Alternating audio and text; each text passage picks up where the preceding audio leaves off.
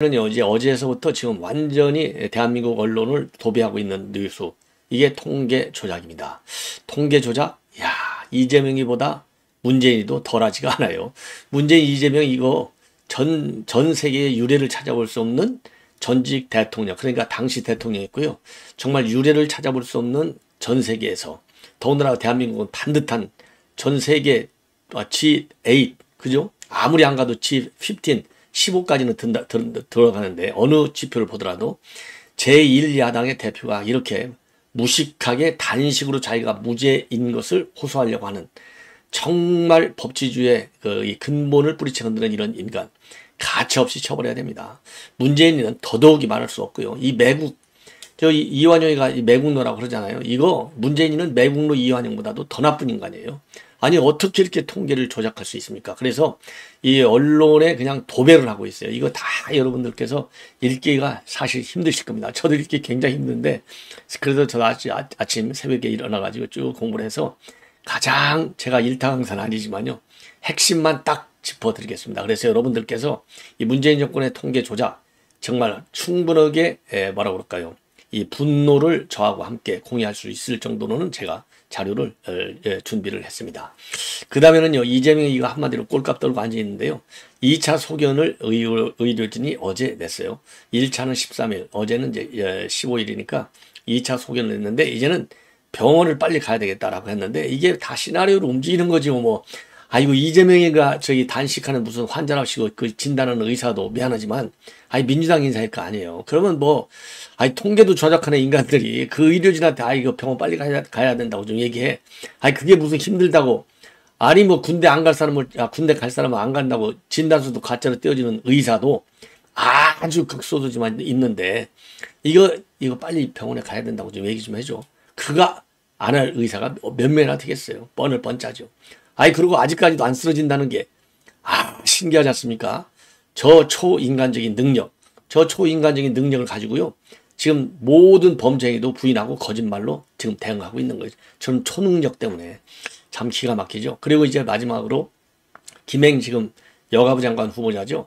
김행 후보자에 대해서는 뭐 여러 가지, 그동안에 이제 사실 대외적으로도 활동도 많이 해왔는데, 우선은 김건희 여사와의 친분이 어떻게 돼 있느냐, 요거 갖고 시작하다가 요즘은 이제 코인설까지 나오고 있어요. 근데 뭐 김남국 고위원하고는 근본을 달리하는 것이죠. 예. 그리고 이제 그런 얘기가 나오고, 또 이제 그러다 보니까 자연스럽게 도대체 재산이 어떻게 된 거냐, 이런 얘기까지 나오고 있습니다. 그래서 이 김행 이 후보자 이런 재산 문제하고 김건희 여사의 친분설, 이런 거를 제가 여러분께 이제 팩트를 전해드리도록 하겠습니다. 자, 그래서 이 세 가지가요, 이번 시간에는 이제 핵심 주요 뉴스가 되겠다, 이런 말씀을 드립니다. 자, 그러면 말이죠, 이 맨 먼저 이제 통계, 이 부동산 통계의 조작, 이거는요, 우선 여러분들께서 잘 아시겠지만은 왜 부동산을 통계했냐, 집값, 그렇죠? 특히 이제 서울 지역의 집값, 부동산 대책을 몇 번이나 내놨습니까? 부동산 대책을요, 27번이나 내놨어요. 야, 이건 무능의 극치라고 표현하기도 그렇고, 이건 뭐라고 그러죠? 뭐라고 표현해야 될지, 아무리 사람이 무능이 또, 이 관료들 자리가 한두 개가 아니고, 그렇죠? 이게 관료들 이게 계급이 쫙 있어가지고, 뭐 밑에서부터 시작해서 쫙 층층 있는데, 어떻게 이렇게 무능의 극치로 27번이나 대책을 내놓느냐. 그 자체가 실패를 아주 단적으로 입증해 주는 거예요. 27번이나 내놨다는 이 숫자 자체가, 이거는 문재인 정권은 정상적인 부동산 정책이 아니었구나. 그러니까 이거를 뒤집어야 되잖아. 그러니까 하나는 부동산 정책이 제대로 된 정책이다, 정책 효과가 나오고 있다, 요거를 나타내는 데 목표가 있고, 두 번째로는 소득 주도 성장도 성공적인 정책이다. 요 정책을 통계치를 가지고, 숫자를 가지고 합리화시키고 정당화시키려고 하다 보니까 이 숫자가 거기에 안 맞게 나오잖아요. 숫자는 반대로 가잖아요. 이거 문재인이가 이게 생명 걸고 추진하는 정책들인데 숫자가 반대로 가니까, 야, 그 숫자 조작하면 되잖아. 그냥 모든 우리가 상상할 수 있는 모든 상상력을 총동원해서 소설을 쓰게 만드는 거예요. 그러니까 이재명이도 소설 쓰잖아요. 문재인도 소설 쓴 거예요. 숫자 가지고. 그 통계청장까지 바꿔치기 하면서 지 말 안 들으니까 이거를 바꿔치기 하면서까지 지금 통계를 조작한 겁니다. 이게 기본적인 출발이 거기서부터 의도하는데, 그러면 어떤 식으로 통계를 조작하느냐. 이거 치사하기가 짝이 없어요. 이거는 제가 도표를 통해서 말씀드리게 압박하는 거죠. 압박 형태는 그야말로 아니 통계청장 잘라버렸잖아요. 인사까지도 아니 공무원 또 준 공무원들 제일 무서운 게 뭡니까? 너 인사 조치할 거야. 이거 최고 무서워요. 영창 가기 직전까지 제일 무서운 것은 이거 인사 조치하는 겁니다. 그리고요 또 뭘로 달랬느냐? 이게 문재인이가요 집값 떨어지면 내가 피자 쏠게 이래가지고 피자가 유행어가 됐대요. 피자. 근데 문재인이가 피자 또 안 쏘았대요. 야 이거 치사한 인간. 허기야 뭐 풍산깨치가 그렇게 선전해 먹고서 한 달에 돈 150만 원 들어가 더 아끼려고 치사하게 그걸 갖다가 파양하는 인간이 피자 쏘겠습니까? 피자 비싸봐야 얼마예요? 그거 뭐 한 4, 5만 원, 3, 4만 원 하지 않나요? 예. 저도 피자 좋아하는데 뭐 사이즈에 따라서 또 브랜드에 따라서 가격이 1차 뭐 천차만별이니까 피자를 쏘겠다. 그리고 사전에 통계를 먼저 청와대 보고해달라. 그럼 이런 압박의 주체는 청와대 비서실하고요. 청와대 대통령실하고 청와대하고 그 다음에 국토부가 어디에다가 통계청과 부동산원. 부동산원이 저도 부동산원 오면 이 혀가 잘 안 돌아가는데 옛날 한국감정원이 부동산원이에요. 요 두 군데다가 압박을 가는 겁니다. 예. 그래서 닥달을 하는 거예요. 닥달. 예. 그래서 이렇게 해서요. 27번의 부동산 정책이 실패하니까 통계 조작을 한 것이고 통계 조작 압박을 94번, 94회나 했고 그 결과 22명을 지금 수사 의뢰했다. 요게 이제 큰 흐름입니다. 요것만 가지고서도 여러분들 어느 누구하고도 토론 붙어도 뭐 상식적인 수준에서 뭐 전문가들하고 붙으면 안 되겠지만 상식적인 수준에서 충분히 이 문재인 정권의 실정. 그래서 결론은 어떻게 돼야 됐어요? 뒷배는 누굽니까? 뒷배는 뒷배야 문재인이 지금 뭐 볼 게 없어요. 문재인이. 그래서 지금은 이제 수사 의뢰에 문재인은 안 들어갔는데 검찰이 강제 수사를 통해서 문재인을 집어넣어야 되겠다. 이게 이제 결론이에요. 이러다 보니까 지금 우리 국민의힘에서는 이거 뒷배는 문재인이다. 숨지 말아라. 이렇게 나오고 있고 지금 이제 민주당에서는 뭐라고 나오느냐. 사의제가 나오고 있어요. 사의제 민주당 다 똑같이 나오는데 웃기지 마라. 우리는 통계 조작한 사례가 없다. 너희들이 감사원의 압박을 가해서 감사 조작을 하고 있다. 말도 잘해요. 프레임 짜는 거, 네이밍하는 거 우리 못 따라갑니다. 이게 이제 하나의 큰 실태고요. 그리고 핵심적인 구체적인 사례. 그리고 요거를 이제 지금부터 어느 범인이 누구인지. 그래서 이거 문재인이가요. 이게 참 이 부동산 정책 잘하고 있다고 요 옆에 이 김현미 희희낙낙하면서 걸어가는 거 보시죠. 참 이런 꼴을 우리 국민이 5년 동안을 참고 살았으니 이러다가 이재명한테 넘어갔으면 어쩔 뻔 알았습니까? 예. 자, 그래서 이걸 보면은요, 구체적으로 이제 실예들이 나와요. 실예들. 자료가 아주 정리가 잘 되어 있습니다. 예. 이건 조선일보에서 정리를 해준 건데요. 아주 잘 돼 있어요. 자, 대표적인 압박 사례들. 2018년도 1월 4일, 1월 네 번째 주에 이제 청와대에서 중간 수치를 보고받았잖아요. 그랬더니 중간 수치를 보고받으니까 정책하고 통계는 항상 반대로 가잖아요. 그러니까 너희들 시장 똑바로 보고 있어? 난리를 치는 겁니다. 그러니까 국토부가 부동산원에 압박을 가해요. 언제 압박을 가느냐? 뭐라고 압박하느냐? 지금 위에서 얘기하는데 야, 너희들 얘기하는 통계 갖고는 방어가 안 돼. 똑바로 해. 이렇게 딱 압박을 합니다. 부동산원에서 놀래가지고 왜냐면 이때 양천구 집값이 대폭적으로 오를 때요. 양천구 이렇게 이제 국토부에서 부동산원에 압박을 대니까 부동산에 무슨 희마리가 있겠어요? 양천구 상승률을 1.32에서 0.89로 낮춥니다. 기가 막히죠. 그 다음에 이제 또 두 번째 사례인데, 자, 두 번째 사례는 이게 이제 2019년도 6월 세 번째 주가 되겠습니다. 지금 여기 말씀드리는 것은 가장 대표적인 압박 조작 사례입니다. 청와대가 말이죠. 이 강남구 상승률을 보고를 받습니다. 강남구 상승률 보고 받으니까 강남 집값이 얼마나 많이 올랐어요. 왜 이렇게 차이가 나는 거야? 이제 소리를 질러요. 그러니까 국토부가 있다가 이 청와대 지적을 딱 받으니까 놀래가지고 야 우리 다 죽어. 한 주만 좀 마이너스 좀 해주라. 좀 한번 봐줘. 이렇게 나오니까 부동산원이 즉각 응해요. 뭐라고 하느냐. 서울 수도권 집값 상승률을 0.0%에서 0.01%로 낮추는 겁니다. 자, 이게 이제 이렇게 딱 이게 시점까지 해서요. 딱 나와 있어요. 이게 그러니까 빨간색은 부동산원, 한국감정원 통계치고 이 노란색은 KB 부동산 시세예요. KB 부동산 시세 이 노란 줄이 빨간 줄 항상 위에 있잖아요. 항상. 요게 이제 실제 가격을 반영한 지표인데 부동산원의 지표는 청와대 국토부의 압박을 받은 부동산원과 통계청이 무슨 힘이 있냐고요. 하라는 대로 하는 거죠. 예. 자, 그 다음에는요. 그 다음 이제 세 번째 대표적인 지시는 누구냐. 그러니까 요 앞에서는요. 지시를, 요 앞에서는 이제, 두 번, 18년 1월, 그 다음 19년 6월. 그 다음에 이제 세 번째는요. 19년 27번 내놨으니까 뭐 내놓을 건 다 내놓은 거 아니겠어요? 이게 김상조 실장일 텐데, 김수현 정책실장일 텐데, 12, 16 대책을 대대적으로 내놨는데 이게 잘 안 내려가. 그러니까 이제 청와대 이 김수현이가, 이거 이름도 기억도 안 나네요. 김수현이가 그거 도대체 언제쯤 하라 그런 거야. 언제쯤 하라 건지 좀 알려줘. 그러니까 국토부가요. 부동산 원에다가 또 압박을 뭐라고 하느냐. 12, 16 대책 이후에는 실거래가만 반영하라. 이렇게 압박을 해요. 그러니까 이제 부동산원에서 서울 지역 상승률을 0.11%에서 0.10%로 낮춰줘요. 그 다음에 20년대 들어와서 70 대책을 내놔요. 김현미가. 자, 그러니까 이제 청와대에서 뭐라고 열받느냐. 집값은 지금 여러분들, 집값은요 계속 올라갔잖아요. 여러분들 잘 아시잖아요. 집값. 뭐 전세값, 집값 할 것이 모든 아파트값, 특히 서울 뒤집어졌지 않습니까? 난리가 났지 않습니까? 예. 그래갖고 이게 안 떨어지는 거예요. 그러니까 이 청와대에서 도대체 말이지 국토부에 있는 주택정책과장은 뭐 하는 놈이야? 딱 난리를 치는 거예요. 왜냐하면 주택정책과장이 사실상은 실무 책임자나 마찬가지잖아요. 물론 그 위에 국장이 있지만은 그 밑에 실무자들 통계청이나 부동산에서 이 통계 잡는 친구들은 전부 정책과장 순하고 이제 카운터파트가 될 거 아닙니까? 그러니까 국토부에서 부동산에 뭐라고 압박을 가느냐? 우익분들이 대책 효과를 기대하고 있는데 뭐하고 있어? 딱 그러니까요. 부동산에서 즉각적으로 서울 지역 상승률을 0.12%에서 0.09%로 낮춰줍니다. 야, 이 정도로 지금 이제 이 뭡니까? 청와대가 압박을 한 거예요. 청와대가 압박을. 예. 자, 이렇게 해서 이제 압박이 그때만 해도 얼마나 희낙낙했어요.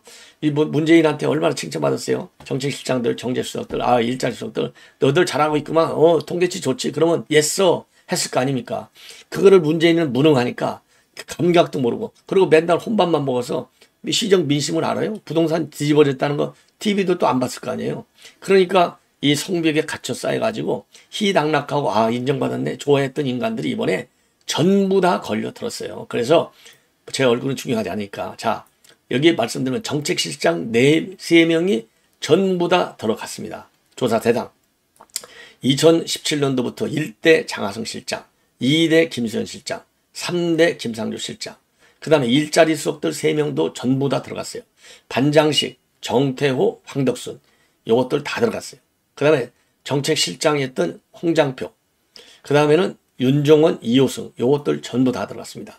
통계청장, 요것 황수경이, 그 다음에 강신욱이, 요런 사람들 들어갔고, 황수경은 잘려나갔어요. 말 안 한다고. 이 정도면, 자, 그러면 이제 제일 핵심, 이 핵심 3인방은 이 중에서도 누구냐? 김수현 정책실장, 그 다음에 김상조 정책실장, 김현미 장관. 이게 제일 핵심 원조들이에요. 이 죄의 원조들, 죄. 자, 그럼 구체적으로 조금 더 자세히 말씀을 드릴게요. 통계와 관련해서, 이 통계와 관련해서 가장 직접적으로 압박을 가한 당사자들, 이거 영장 보내버려야죠. 장하성이하고 김수현하고 김상조, 아까 말씀드린 대로 일부 겹칩니다.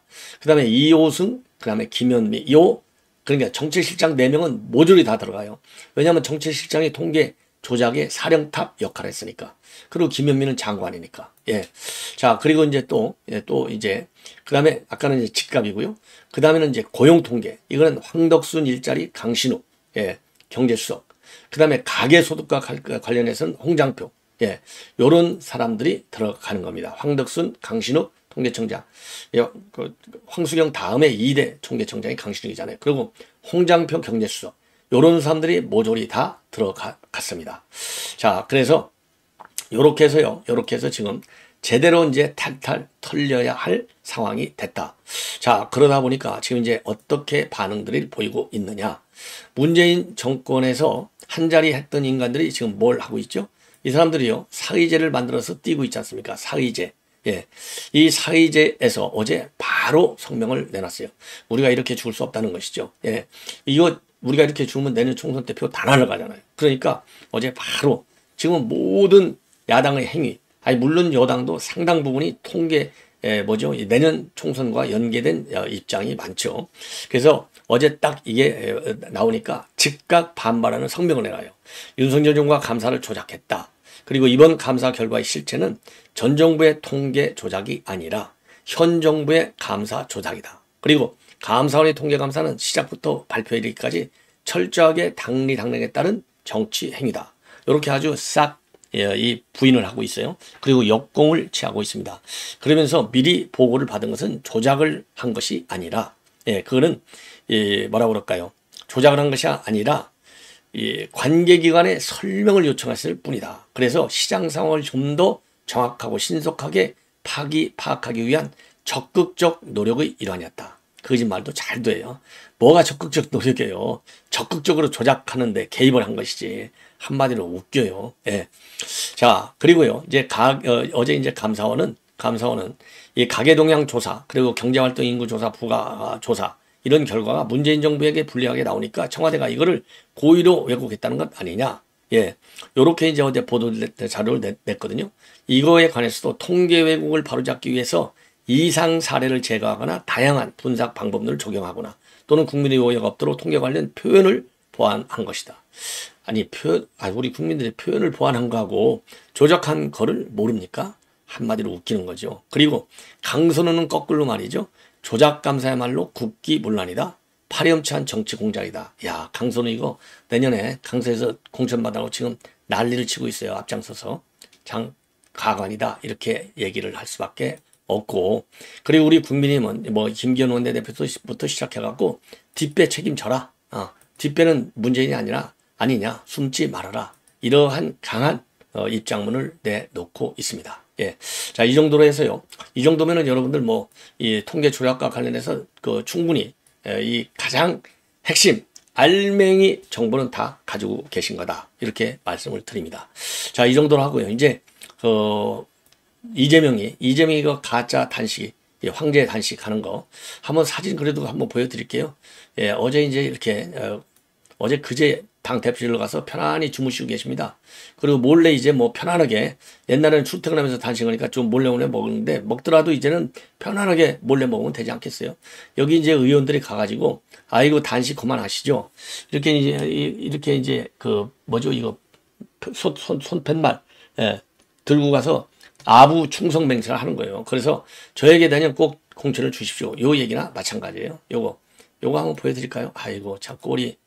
어느 분이요, 제 방송 보시는 분이, 저 보시는 지인인데 저한테 연락 왔고, 그 벽에 손으로 들었다 놨다 하는 거 봐. 그거 16일간 단식하는 사람 맞아? 이런 얘기 하는데요. 우리 시청자들, 우리 국민들이 더 지켜보고 있다는 말씀을 제가 드리고 싶습니다. 그래서 어제 이제 2차 의사 소견이 나왔다는 겁니다. 2차 소견이 나왔는데, 이거는 이제 비서실장이 얘기했잖아요. 단식을, 이번 단식과 관련해가지고 2차 소견을 보면은,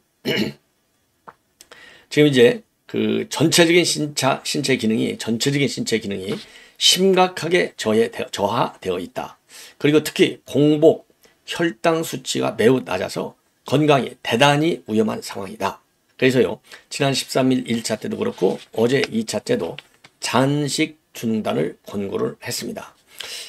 그래서 지금 이렇게 딱 되니까 지금 이제 여권의 길이도 살짝 변하고 있다고 하는데, 자, 그동안에 이제 우리 여권에서는 방탄 단식, 악의 단식 이런 얘기했는데 조금 변하고 있고, 그래서 김기현 대표도 단식을 중단하라 이렇게 얘기했는데요. 단식을 중단하라. 왜 그러냐면 또 너무 야박한 것 같으니까 단식을 중단하는 원칙적인 얘기를 할 수 있지만은, 그래도 여전히 우리 이 자유민주주의를 중시하는 우리 국민들 입장에서는요, 단식을 하려면 똑바로 해라, 텐트 안에서. 그리고 지금 춥지도 않은데 웬 당 대표실로 가서 난리를 치느냐, 이런 비판이 지금 상당히 강하게 여전히 제기되고 있는 상황입니다. 자, 그래서 이 정도로 이제 마치고 이 상태는요. 자, 그래서 이제 병원행위 임박했다, 이런 보도가 오늘부터 나오기 시작하고 있습니다. 그래서 오늘 말이죠, 이 단식 과 관련해서 지금 긴급 의총을 지금 연다, 이렇게 되어 있는데요. 긴급 의총 열으면은 이제 경쟁적으로 충성 맹세 발언들을 이제 쏟아내겠죠. 충성 맹세 발언들. 자, 그런데 현재까지는 지금 이재명이가 절대로 나는 단식을 접지 않겠다, 강하대요. 왜 그러냐면 영창 가는 것보다는 몇 번 단식 더 해갖고 투사 이미지를 지금 이 점수단 국민들한테 즉 야권으로부터 민주투사 야 YS DJ 이재명의 민주투사 요 경력을 쫙 이력서에 하나 써놓고 온라인에 딱 올려놓고 나무 위키 이런데 또 이 네이버 포털에 올리려고 이 난리를 치는 거 아니에요? 그리고 영장 지금 이재명 머릿속에는 오로지 딱 하나예요. 지금 이재명이가 권순일을 앞장세우고 김만배를 앞장세워 갖고 무죄 받은 거. 너희들 1, 2심 가봐야 소용없어. 내가 대법원에서 뒤집을 수 있어. 그래서 대법원에서 뒤집어지면 법정 유죄를 받으면 법정 구속이 되지만 제가 보기에 1, 2심에서 유죄 받더라도 법정 구속 안 시킬 것 같아요. 시켜야 됩니다. 그때는 이제 뭐 우리 대법원장이 김명순 날라가고 정상적인 윤석열 대법원장이 나오니까 법에 따른 엄중한 집행을 해야 되겠죠. 엄정한 집행을. 자, 그래서 이제 1, 2심에서 유죄 판결 받아갖고 구속이 되는 게 최고인데 만약에 안 되면 지금 이재명 입장에서는 이걸 안 되게 하려고 끝까지 단식 입장을 고수하고 있어요. 불구속 상태로 재판을 받으려고. 그러면 왜 이 불구속 상태가 중요하느냐? 이 과거에도 그랬잖아요. 그러면 대법원 가서 지가 얼마든지 뒤집을 수 있는 자신감이 있다. 요 지금 소설을 쓰고 있는 거예요. 그래서 단식 끝까지 가는 겁니다. 이재명의 머릿속에는 나는 대법원 가면 무죄야. 그래서 무조건하고 불구속 재판을 받아야 돼. 이게 지론으로 되어 있어요. 그러니까 생명? 무죄 받는 게 생명을 사실상 살려내는 것이지 단식한다고 절대 죽지 않아요. 단식하다가 죽은 사람 한번 손 들어봐요. 한 명도 없어요. 그래서 자기가 진짜 죽는 것은 구속해갖고 지금 당장 들어가는 거를 죽는 걸로 생각하는 거예요. 그래서 절대 난 안 죽겠다. 그래서 단식해갖고는 절대 제가 안 죽는다고 말씀드렸잖아요. 이래서 하는 것이고 제가 그래서 민주투사의 이미지 부각 그 다음에는 이 방탄 이게 성곽을 더 세게 헌다. 그리고 반드시 불구속 재판으로 간다. 그래서 내년에 모든 것은 기승전 뭐냐? 내년 공천권은 내가 행사한다. 요 네 가지 전략으로 지금 쫙 하는 거예요. 그러니까 절대로 단식을 풀지 않습니다. 자, 그래서 이제 시민사회 인사들, 뭐 함세웅, 뭐 이런 사람들도 다 가고, 함세웅 신부도 가고, 시민 원로들도 많이 가고, 지금 이런 상황이고요. 요 상황을 이용을 해서 지금 이제 안민석이라든가 이런 인간들은요, 또 자기 이름팔이 하려고 난리를 치고 있다. 이 말씀도 함께 드리도록 하겠습니다. 자, 그래서 지금 일각에서는 이렇게 이제 장기화되다 보니까 이거 YS 단식, DJ 단식하고 같은 거 아니야? 천만의 말씀입니다. 모든 게 다른다고 생각하면 돼요. 시작서부터 끝까지. 그러니까 단식을 왜 하느냐? 이 시작에 명분이 없잖아요. 지금 이재명의 단식은 오로지 내 방탄 단식이에요. 그러나 YS는 민주화 요구를 했어요. 강하게. 그리고 DJ는 지방자치제를 실시하고 내각제 가지 말라. 이 명분이 있었어요. 명분이. 확실한 명분. 자유 대한민국의 헌법적 가치를 지켜내고 발전시키겠다라고 하는 그 명분이 그래도 상당 부분이 있었어요. 이게 공감을 받으니까 그 당시 여권이 움직이는 거예요. 근데 지금 공감을 안 받는데 그냥 단순하게 여권이라고 해서 가서 아이고 대표님 그만두시라니까 이거? 그러면 국민의 민심, 헌법을 무시하는 그런 여당이 되는 거예요.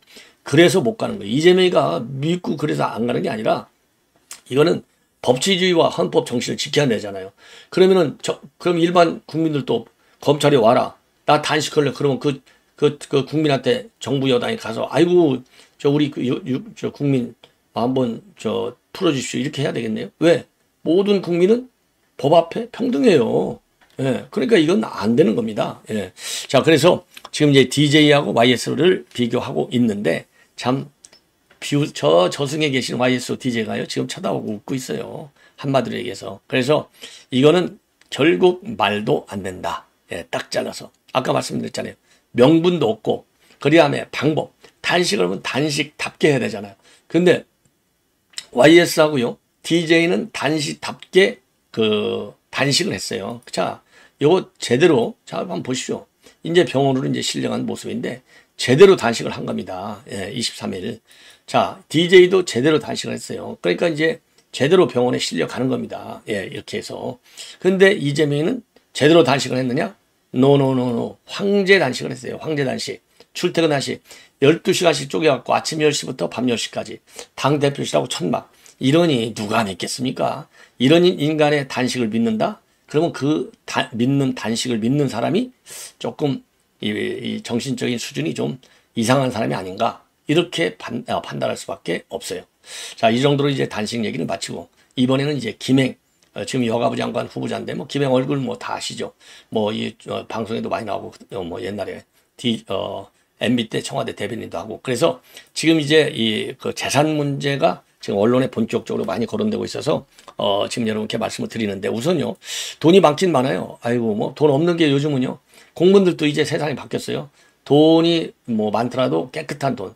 근데 옛날 뭐 이 옛날 우리 옛날에는 청빈, 이 공무원은 청빈. 그러니까 청부보다도 청빈했어요. 근데 이제 요즘은 청빈 개념이 청부 개념으로 바뀌지 않았나, 이렇게 생각이 들어요. 그러니까 제가 공직생활 할 때도 163억? 그러면 아예 검토 대상도 안 들어갔을 거예요. 뭐 제가 뭐 제 느낌으로. 예. 근데 요즘은 뭐 500억짜리도 공무원들 몇 명 돼요. 500억짜리. 그런데 저도 전에 한번 말씀드렸지만 저는 저는 뭐 재산이 뭐 아파트 하나밖에 없지만, 공직자가 저는 뭐 아무리 청부 청빈이라 하더라도 수백억대의 재산을 가진 사람은 저는 임명을 안 하는 게 저는 좋겠다, 이런 생각이 듭니다. 이질감을, 공무원 사회 안에서도 이질감이 생길 수밖에 없다. 예. 저는 그런 생각을 확실하게 갖고 있어요. 예, 뭐 방송에서 자세히 얘기할 수는 없지만은. 그런데 이 김행의 경우에는요, 지금 이 재산에서 가장 큰 비중을 차지하는 게 지금 주식입니다. 주식에서 가장 비중을 많이 차지하고 있고, 그리고 이 본인도 배우자도 재산이 어마어마하네요. 예, 그래서 이 부인의, 그러니까 163억인데요. 163억. 배우자가 87억이고 본인이 한 60억. 그리고 147억. 예. 이 정도 돼요. 그러니까 뭐 둘 다 많은데 주식이 왜 많느냐? 여러분들 이 김행 후보자가 말이죠. 나무위키라고 많이 찾을 거예요. 사람 누구 찾을 때 나무위키 들어가면 잘 나와 있어요. 나무위키를 만든 분이 이 김행입니다. 자, 그런데 이제 또 왜 이제 그래서 나무위키를 운영하는 회사, 이게 이제 김행 그 후보자가 만든 소셜뉴스, 이 주식을 많이 갖고 있어요. 그래서 소셜뉴스 주식이 49억. 그래서 총 주식이 60억 4,900만 원을 가지고 있고, 배우자는요, 이 소셜뉴스 주식이 52억 5,800만 원. 그래서 주식을 87억을 가지고 있습니다. 주식만 합쳐서 147억 원이 나오는 거예요. 주식만 합쳐서. 그러니까 나머지 이제 부동산 같은 것까지 합치니까 164억을 갖고 있는데, 이 주식 중에 이제 코인을 가지고 있다. 이게 이제 하나의 이제 시비거리가 되고 있습니다. 그래서 이분은요, 이 부부 합산해서 예금은 7,600만 원, 그리고 미술품 10점에 1억 6,550만 원 이렇게 가지고 있어요. 예. 그리고 중구 태교로의 아파트를 가지고 있습니다. 배우자 명으로 갖고 있어요. 배우자 명의. 예. 이 정도로 이제 그 재산 상황을 여러분들께서 한번 이제 머릿속에 넣어 주시고, 그 다음에 이제 그 청와대 대변인 2013년도에 대변인을 갔는데, MB 때 대변인을 2013년도 2월에 가서 6월 달에 재산을 공개했는데요. 그때 24억 4,254만 원이에요. 자, 그러니까 2013년도 6월에 24억인데 2023년도 10년이 지난 지금 오늘날 재산이 164억이니까 140억이 늘어난 거예요.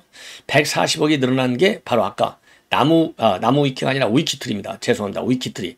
위키트리 운영사인 소셜뉴스하고 소셜홀딩스의 비상장 주식, 요게 많아서 가는 겁니다. 그래서 이 배우자 소유분까지 합치면 본인이 여기에 58억 1932만 원, 그리고 배우자 소유분까지 합쳐서 110억 원 정도가 이 위키트리 주식과 관련된 얘기입니다. 자, 그래서 이게 이제 이 김행 후보자가 언론에 밝힌 바에 따르면요, 2018년경에 폐업 위기였던 이 회사 소셜뉴스하고 소셜홀딩스, 이 지분을 13억 원에 다시 사들였고, 그 후에 회사 가치가 커졌다고 합니다. 그리고 여기 김건희 여사와의 그 친분설, 이거는 이제 왜 이렇게 나왔느냐?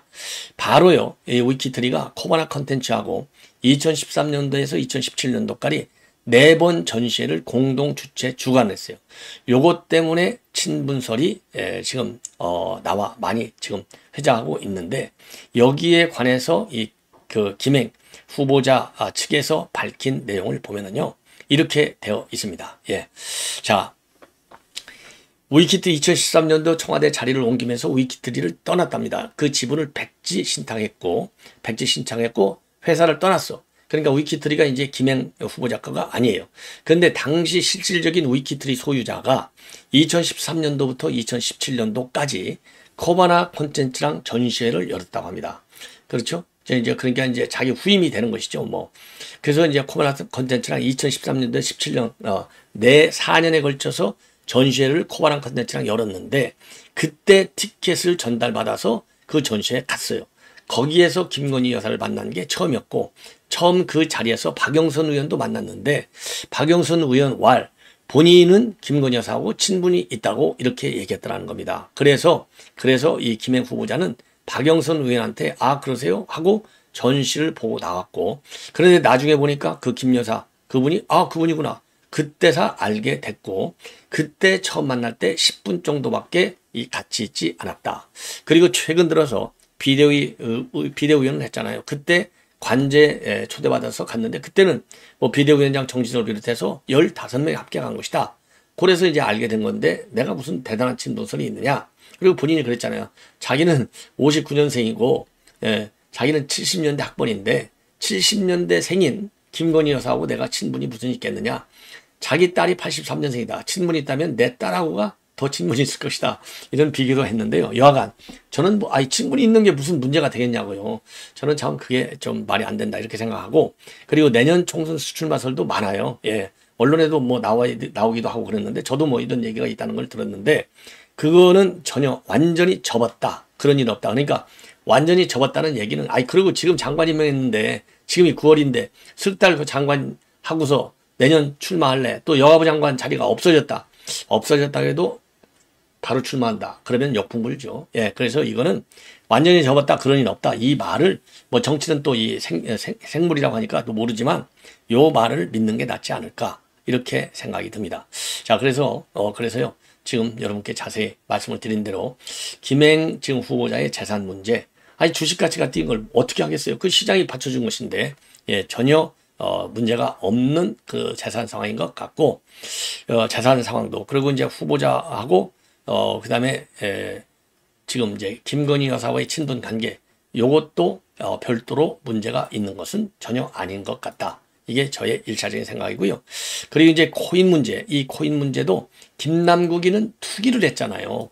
본인이 사고팔고를 수백 번씩 해서 투기를 했는데 이 코인 문제는요. 이 투자 과정에서 코인으로 받아갖고 갖고 있는 것일 뿐이고 코인을 사고 판 적은 단 한 번도 없다. 이게 이제 공식 해명으로 되어 있습니다. 자, 이렇게 해서 지금 오늘 첫 번째 9시 30분 정례 방송은 이것으로 마치겠고요. 자, 계속해서 여러분들의 많은 시청과 그리고 주변 SNS를 통한 공유를 부탁드리겠습니다. 대단히 감사합니다.